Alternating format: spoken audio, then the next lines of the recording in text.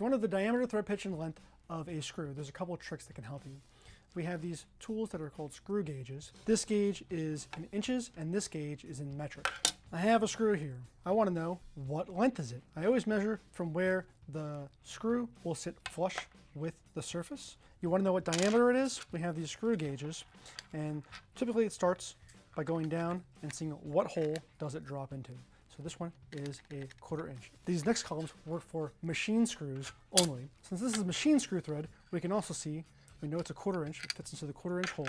We can also see which thread pitches. Is it 1/4 20, 1/4 28, 1/4 32? So we try 1/4 20 first, and it does not thread all the way through the gauge. If I go to the 1/4 28, it threads and comes out the other side. So I can say that this is a 1/4 28 by 1 1/4 thread length. So now I know the diameter, the thread pitch, and the length. We need to know what material it is. The easiest way to figure this out is to use a magnet, and if it's stainless steel, it will not easily stick to it.